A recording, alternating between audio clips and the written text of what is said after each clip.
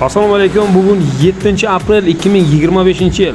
Bu metro VDNX do'stlar, Moskvaga ko'p qor yoqqanligi sababli odamlar juda ham qiyin ahvolda. Ko'rib turibsizlar, dvorniklar yo'q, boshqa mana yo'llar toza qilinmagan, usbit qilmayapti.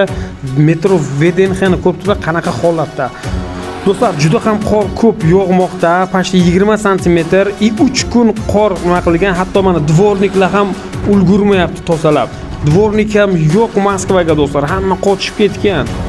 Qor ko'p sababli hamma dvorniklar ish tashlab uyga ketgan do'stlar. Ko'rib turibsizlar, juda ham yo'llar bardak bo'lib yotibdi.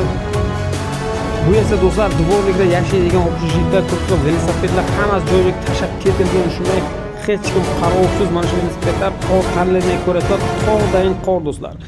Mana bu esa do'stlar, tuz ortilgan konteyner, mana bu tuzlar sepilishi kerak, lekin odam yo'qligidan mana shu yerga tuzlar yotibdi, hech kim sepmayapti do'stlar.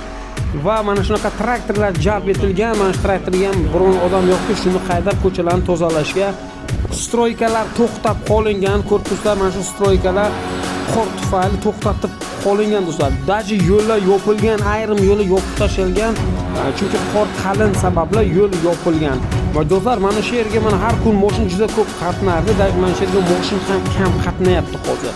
Chunki qor qalinligidan mashinalar uchun ko'chada kam yuryapti do'stlar. Yangi insonlar kanalga like bosib obuna bo'ling.